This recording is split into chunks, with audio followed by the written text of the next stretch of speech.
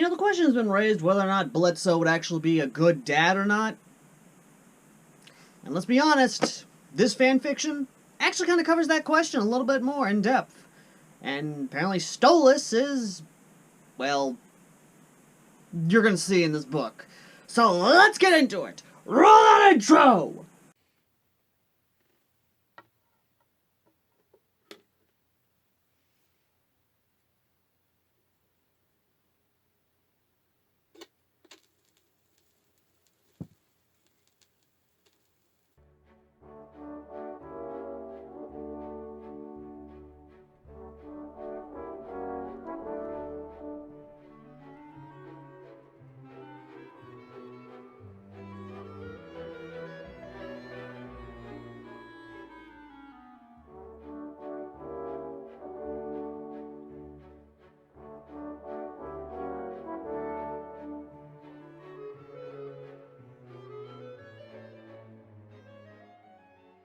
Ladies and gentlemen, an Imp's Guide to Raising a Boy Wizard is, of course, by... Let me make sure I'm actually right on this user's name, because I do not want to be crucified in the comments section for not being right about the user's name. Random Name 41. I can't say it's what I'd have picked for you, but if that's your name, that's your name. This story is actually pretty good in terms of fanfictions. It is the polar opposite of course, The Boy Who Lives meets The Immediate Murder Professionals, or BWL meets IMP, where that story is more or less of Millie and Moxie kind of coming into their own of being parents and definitely showering this kid who they found in a cupboard with love, giving him a loving environment, and Harry becoming a fucking dragon diamond, and more or less just sort of kind of coming into his own in that, and realizing that, you know, his parents were kind of assholes, yes, and sort of dealing with this emotional ball of uncertainty of whether or not he should forgive his birth parents for allowing him to be left with abusive relatives. And believe me, that's something that's actually a legitimate moral conflict with a lot of people who have been abandoned by their actual birth parents to people who have been better parents to them than their birth parents, or to abusive people who abuse them for their foster care checks. Legitimate stuff with that one, and actual good moral questions asked in that story. This one's the polar opposite and has the energy and just outright fun insanity of Hell of a Boss. Because it's literally Blitzo as a single parent until he marries Bird Daddy, or Owl Daddy, and they both become single dads. And you're already asking, wait a minute, isn't he married to that crazy bitch who yells at him because he's sucking that Blitzo dick? Not in this story. In this story, he's divorced. I'm not even joking. They actually kind of fixed that problem with him being divorced of that crazy bitch. How delightful. But I'm getting ahead of myself in terms of the story. So, how does this story begin? Well, it begins with Blitzo, or Blitz if we want to go with the O is silent, coming home from work one day and then finding a little baby boy right there on his apartment doorstep, and yeah, that's kind of how the story begins, is literally find this baby boy on his doorstep and just literally, yeah, and it just sort of begins this adventure of fatherhood for him. And what I love about it is that Stolas is the supportive father, and he is the, like, the two dynamics of Stolas and Blitz in terms of them being dads is Stolas is the supportive yet, you know, not as terribly strict, but the traditional father, the father who wants to try and raise their children in the family traditions, try and teach them the skills of the family, you know, kind of, in a sense, kind of treat Harry as royalty, essentially, and bring him into the Goetia name. Blitz is the fun-go-lucky, overprotective, gun-toting, I'ma shoot this motherfucker who's my child type dad. God bless him, I love him. I love that character trait, because there are very few dads who are, in media, mind you, I have not seen a lot of dads who are willing to fucking kill the son of a bitch who makes their children cry or hurts their children. Very rarely do we ever see that kind of archetype in terms of a father. Unless, of course, you live down here in the South like I do, then yeah, no, there's more than one. There's a lot of shotgun weddings. Let me just tell you that right fucking now. Still are a lot of shotgun weddings, even in this even this day and time. Of course! Of course, the story continues on, and that's what I fucking love about it, is that it does follow the Hell of a Boss plotline. Only so slightly, as we do see Blitzo kind of coming into his own, or, my bad, Blitz come into his own as a father. And that's what I love about it, is we are not only seeing Harry kind of coming into the Goetia name, because he is inducted as a Goetia into this Hell Royal family, essentially. And the world of Hell is kind of almost flipped on its head, because they do keep Harry away from the public eye. Octavia is that loving big sister, and actually does spoil her little brother a little bit. Even when Harry is scared, Stolas actually goes to him and even sings the song and even does what he did for Octavia, blowing up a goddamn universe, just to make sure he sees this child smile. One very much so heartbreaking moment for me, essentially, and what kind of gave this family to come together and be together as it is when Luna is tasked to babysit Harry while Blitz is off going on a job. I don't like where this is going. Well, Luna gets a little drunk. No.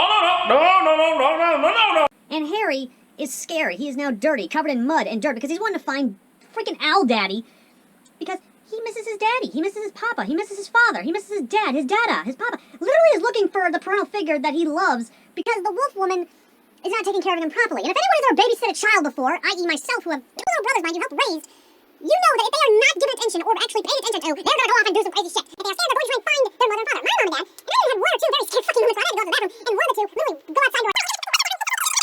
I'm sorry, what was I talking about? Oh, yeah. The sad moment that actually did legitimately kind of make my heart sink a little bit. Actually, not just a little bit, fucking very much so. And anyone who's ever babysitted their siblings, same thing has happened to you before. Or even has had children and seen children. Yeah. Stolas and Octavia are actually at Lulu World having fun. However, Stolas, being the ever-vigilant father, hears a child. Not just any child, the child he has come to love. Sees the child, fucking beelines for the child, and literally is holding the child, trying to comfort this crying baby who is calling for his father. Octavia, of course, is now introduced to her little brother, her future little brother in this chapter, mind you. And Luna gets just fucking railed, because she literally is told, you fucked up. Now you fucked up! Now you fucked up! Now you fucked up! Now you fucked up! Now you fucked up! Now you have fucked up! And even is told, get the fuck out of my house. Luna being sad for this and the fact that she knows she fucked up and understands how bad she fucked up. And even, for the first time ever, the loving, spoiling Blitz who adopted her as the father figure fucking makes her feel worse, so she actually does go to AA. And as we've seen and see her evolve into the also big sister of Harry, is sober.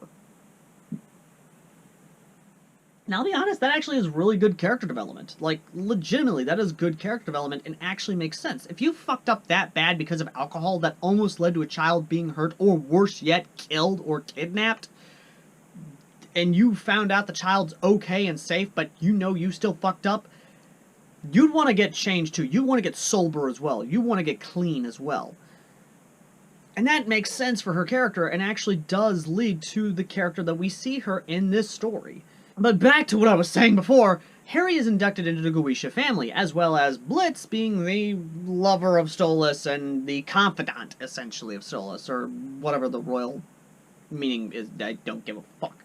Of course, when Harry does come to be the 11-year-old he is, for the obvious thing, or at least one of his birthdays, he's given an ornate pistol like his father Blitz, or as he calls his two daddies, calls Blitz dad, or I believe daddy, or dad, or father, whatever. Basically calls one of them the respectable version of a father, and the other one daddy, or dad, or papa, whichever one. Papa Blitz, of course, does sound really nice. Even his godparents, my bad, Satan parents, which is essentially hell version of godparents, is Millie and Moxie. And what I love about it is that their parents even see Harry as their grandchild, and it's just one big happy fucking family, and it's great. Anyway, back to the pistol. So, on his birthday, he's actually given an ornate pistol like his father Blitz. However, it doesn't shoot live ammo, it shoots fucking rock salt. It's a magical pistol that automatically reloads itself every time you pull back that hammer. Anytime Harry needs to, and he needs to make a motherfucker realize he fucked up, literally all he has to do is pull out his pistol, cock back the hammer, and just fire it, and automatic rock salt meets target. Where the fuck did this come from? Now, I know a lot of you are already asking, what about the main storyline? What about, you know, the main books? Has the author gotten to the books yet? Yes, he has, actually! And the way we actually get introduced to the main story... Oh, boy! Ready for the big ride, baby! So, Harry is enjoying his time, you know, he's just having a good day. Next thing you know, he's getting dragged through a portal! Oh, hell no! And yells out for his fathers, his family. And Blitz immediately sees what's going on, calls Stolas. Stolas sees what's going on, and tells Harry, it's okay, we can track you, we have a tracking spell on you, don't worry, we're gonna come find you. And pop, he lands in fucking Hogwarts. I couldn't make this shit up. I couldn't make this shit up if I tried. I'm sad that I lack the talent to make this shit up. Surrounded by teachers, and as soon as one of them comes, he immediately pulls out his gun and says, "Stop the fuck back!" And fucking nails one of them in the goddamn kneecap with just another rock salt, point fucking blank range. And you think that'd be the end of the excitement? No, no, because Blitz immediately comes out fucking packing from a portal. If I had to recreate it, this is essentially what happened. Alright, you shit stains! Give me back my son, and nobody gets hurt! However, Stolas, on the other hand, a little bit more tact than that, literally coming through the portal after his gun-toting husband, and very much so overprotective, trigger-happy, ready to shoot a son of a bitch father, Blitz! A little more tact to him, and literally explains in a very polite way that, why'd you kidnap my son, and give me a damn good reason why I should not unleash my legions upon you, and raise this castle, and yes, the entire fucking area, to the ground. And oh boy, this is something just getting fun, because, Dumbledore, of course, knowing he fucked up royally, politely explains that, when they tracked Harry and they saw that he was in hell, they assumed the worst had happened, and that they needed to rescue him. You see the big difference between this one and The Boy Who Lives meets IMP? This one, they were scared that Harry had gone to hell and needed to be rescued. In the other one, Satan essentially had a shell company type house essentially received a letter and he brought it to Harry. And oh my god, it just keeps going, because here's the thing, unlike that one where Harry was the son of an imp and the star pupil of the Goetia family, this one, Harry is the fucking member of the Goetia family, is hell royalty. And the fact that they essentially, in hell's eyes, mind you, in hell royalty eyes, mind you, kidnap a prince of hell, the son of an overlord, gives them every goddamn right to invade Earth right now, right here, and just steal everyone's souls. But they don't. Instead, Stolas being Stolas, politely and calmly walks to the headmaster's office, with Blitz, of course, gun in hand, ready to shoot the bastard, with Harry very much so close to their sides, not letting him go, not letting him go anywhere out of their sights. They are not happy campers. And while Blitz is very much so visibly not happy, Stolas is the calm, not happy. As in, he is calm and neutral on the outside, polite, aristocratic, but on the inside is goddamn furious and ready to send in his armies. I wouldn't be surprised if he invaded a fucking country for Harry, for his son. I wouldn't be goddamn surprised if he fucking destroyed the world for... What am I saying? He would destroy the world for his son's happiness. We saw him do it for his daughter in the fucking show. He literally destroyed a goddamn universe just to make her stop crying and be happy. God, I love OWL Daddy. He'd do anything for his kids. The ultimate parent. So the story continues with Dumbledore very much so making sure not to piss off the Hell royalty. And even agreeing that yes, Harry will come to Hogwarts on a few fucking conditions. That number one, he will be allowed his pistol for self-defense reasons. Number two, if a single hair on his head, anything happens to their precious little cinnamon bun that is Harry, or Hadrian, whichever one they want to go with, then they are allowed to fucking slaughter all of Hogwarts. Worst case scenario, mind you. And or the much more lighter, much more preferred option, get Harry the hell out of there and he never goes to Hogwarts again. He continues his education in Hell, he becomes the Prince of Hell that he is, and he takes over his father's position when it is ready. I'm more leaning towards the more less gonna fill Hogwarts halls with blood option, if you don't mind. But it continues because the story itself is great. Because we do follow the story, yes, but a little bit more fun and just absolute antics via all the fun stuff that is Hell of a Boss and just this energy of Hell of a Boss. Because Harry fucking rock salts Ron Weasley, and even in one point when he's befriended by Hermione, and even makes sure Draco, fucking Malfoy, the kid, because here's a fun thing about the Malfoy family. Apparently the Malfoy family are fucking loyal servants of the Goetia family, and very much so fucking serves them over the Dark Goddamn Lord.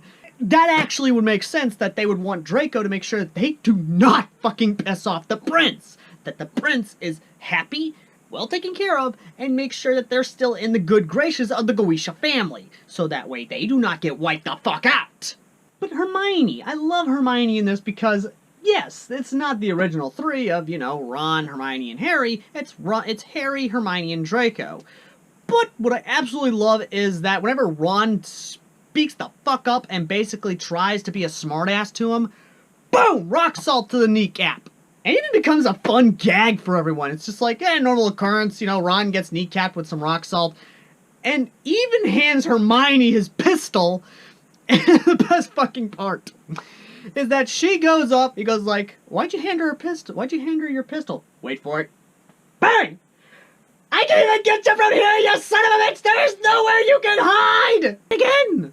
Fucking love it!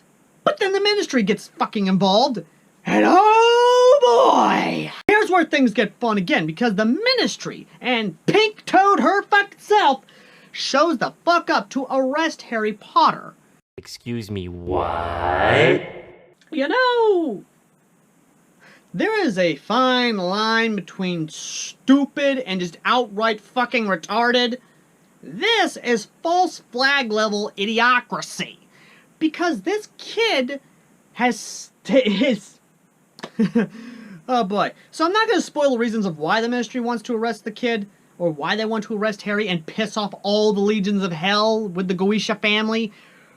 I want you to read that for yourself and go find the fuck out for yourself. But Harry does show off his goddamn powers and literally pulls a fucking Alistair, having tentacles rise up from the depths of hell themselves, and literally kills the people. In self-defense, mind you. Self-defense. Clear thing, self-fucking-defense. But, worrying for his best friends, immediately goes for Draco and Hermione and tells them, we're getting the fuck out! And of course, the Ministry's goons come in. And Harry, of course, just nopes the fuck out of there with the help of his dad and his big sister Luna. Just nopes the fuck out of there. And then they get surrounded by a bunch of kids, and even Snape. And again, I fucking love this. There is a line in there that talks about, you know, that they fought in the fucking war and they haven't. but I'm not going to spoil that line. I'd rather you go read it for yourself. And for those of you who know the line I'm talking about, fucking quote it in the goddamn comments section, or your own version of the fucking line. I'd love to hear your own version of it.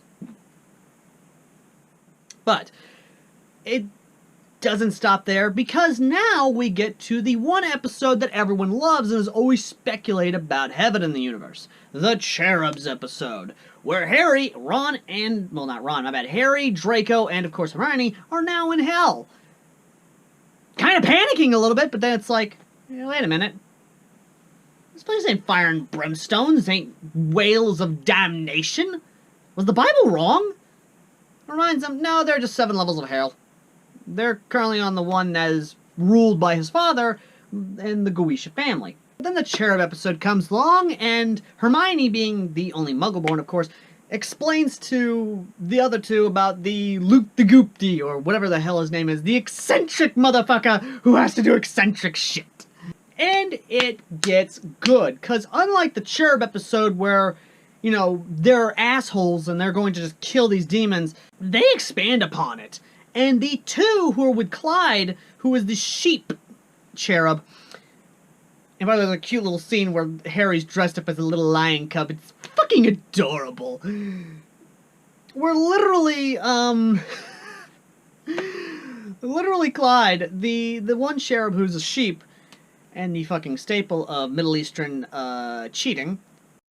Damn! Literally talks to Harry, saves him, helps him, and gets in front of his two fucking co-workers, because they say that Harry is no longer welcomed in God's heaven. Harry is, he is damned, he's an evil spawn. You need to shut the fuck up! But they are corrected by, yeah, no, no, no, no, no, no, no. Yeah, no. Yeah, sorry. Yeah, no. Yeah, no. No, no, no. Their fucking supervisor, who comes down and in the most, and if you're reading this, read it in the most Walmart supervisor fucking Karen, I want to speak to your manager possible, saying, yeah, no, he's not a demon spawn, he's actually still alive, and you kind of broke the rules. Yeah, sorry. Clyde here, though, he's able to actually be redeemed, but you gotta kind of work on it there, buddy. You know, you do that, you'll get back to heaven.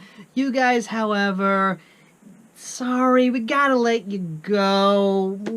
Yeah, sorry. Sorry. Sorry, guys, but those are the rules. Yeah. Bye! For those of you who've had those kinds of managers and or HR reps, you know exactly how that fucking feels. Or I may have triggered some PTSD-induced memory from working in corporate or dealing with fucking HR. Moving on, though. So Clyde, of course, is now in hell, or at least kind of accompanying the Goetia family, and even apologizes to Harry a good amount of times, and even learns more about them. And, coming to the board of directors for the Hogwarts thing, Blitz, being very much so pissed off at what the hell the Ministry did, and very much so reminding him that if he did not suck that bird dick and didn't let that big bird fuck him all the time, whenever the kids are going, mind you, his husband would have sent in his armies of hell, his legions of hell, to ransack the entirety of the wizarding world. Which, that is very much so a very compelling argument why not to fuck with them. Which we both know, everyone knows, that ain't gonna fucking happen. And continues on basically doing what he does best. So, then we get to why Blitz and this cherub are in the Hogwarts. The cherub, Clyde, is going to be there to help teach about heaven and hell.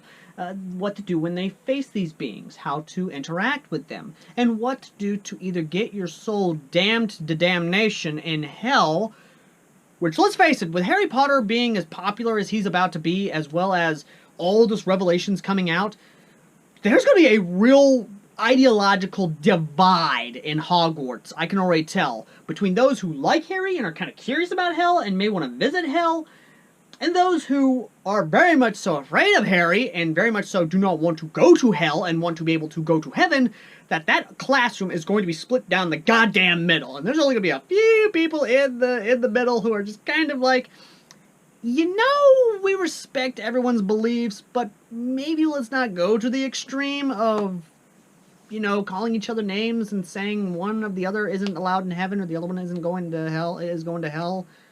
For Blitz, of course, he's going to be teaching guns. Oh yeah, guns. Guns. Guns. Guns. The freedoms! Sorry, I blacked out there for a second. What are we talking about? Oh yeah. What might happen next? And that is the entirety at the moment of an Imp's Guide to Raising a Boy Wizard. What are my thoughts on it? It's honestly really good. While, yes, not as deep or as sort of, kind of, as polished, I want to say, as The Boy Who Lives meets IMP, but in terms of the energy, the fast-pacedness, the fun of it, just the energy, reading off the words, you can tell this person is legitimately a fan of the boy of Hell of a Boss. And even kind of tries to be as close as humanly possible to the Hell of a Boss style, that energy, that humor, that comedy.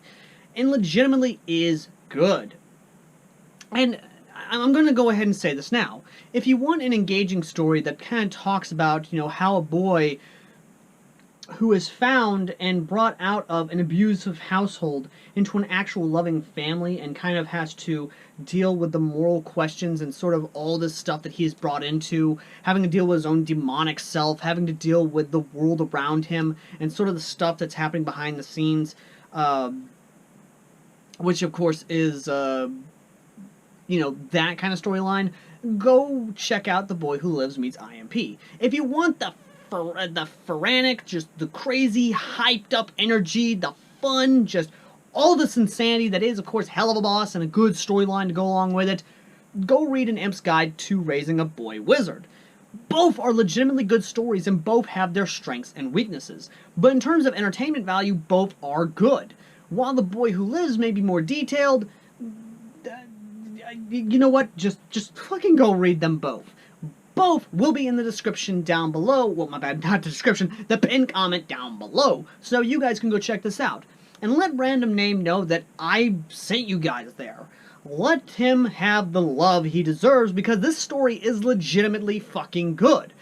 And when the next chapter drops, I will review that.